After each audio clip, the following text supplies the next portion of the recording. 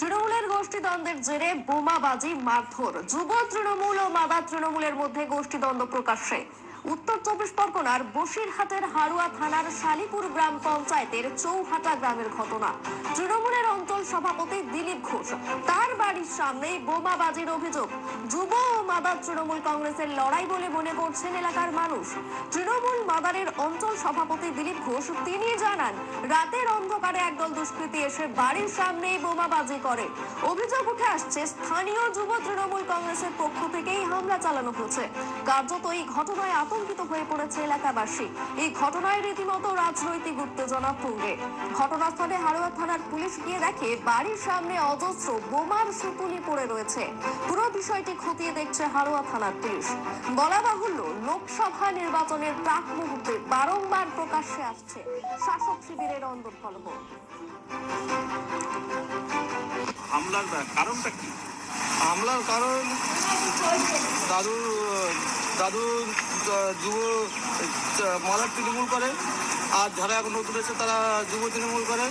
উনি ওই মাদার তৃণমূল করার এফেক্টটা ওনার ওপরে এই চাপ সৃষ্টি হওয়ার আমরা ওনার সঙ্গে থাকি বলে আমাদের বাড়ি গিয়ে রাত্রেবেলায় সব ঠেক দিয়েছে যে তোরা পার্টি অফিসে দেখা করবি। আমাদের বাড়ি গিয়ে বাঁশ, রড, আপনার বাড়ির সামনে বোম মারছে। এইসব পরিবেশ তৈরি হচ্ছে।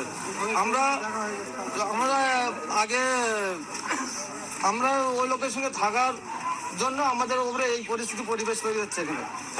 ঘটনা, আমি বাড়ির ভিতরে বসছিলাম, টিভি দেখছিলাম, কিন্তু আগরতলায় দেখি যে আমার মেয়ে যখন গিয়ে ফোন করে মেয়ে যে আমার বলছে যে আমি যখন টিভি দেখছি যে বাবা শব্দ আছে, তাই মনে করে হয়তো আমার খাটাল আছে বাড়ির ভিতরে, খাটালে গরু পড়ে গেছে হয়তো, সেই হিসাবে আমি বাইরে এসে দেখছি আমার বাড়ির অপোজিটে কামালউদ্দিনের দোকান আছে, 4 দোকান, ওর 4 দোকান ভাঙা শুরু হয়েছে, প্লাস ওর পাশে ওর আর একটা দোকান ছিল সেটাও ভাঙা শুরু হয়েছে। ওর ওইটা ভেঙেই তারপরে দেখি যে আমার গেটের সামনেই বোম পড়েছে। বোম পড়ার সঙ্গে সঙ্গে পরপর 3টে বোম পড়েছে আমার বাড়ির সামনে।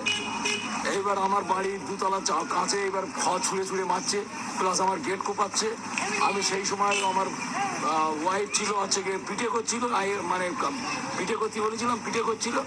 এবার সেও ভয়তে তখন ও ঘরে গেছে, গিয়ে আমার বলছে এই কে। আমি আমার বাইরে থেকে বললাম তুই ঘরে ভেতরে ঢুকে, তখন এই বৃষ্টি চলছে আমার উপরে, তখন কাঁচ ভেঙে 2তলা থেকে নিচে পড়ছে। আমি তখন বাইরে থেকে সবাই আমার ছেলে মেয়েকে নিয়ে ঘরের ভেতরে গেলাম।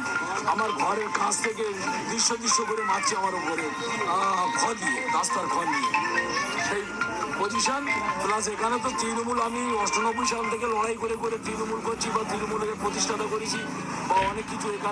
এখানে তৃণমূল যারা আমাদের গ্রামের লোক যারা আছে তারা এদেরকে মানে না বা বরদাস্ত করে না। এরা আরো কয়েকদিন ধরে বোমাবাজি করেছে।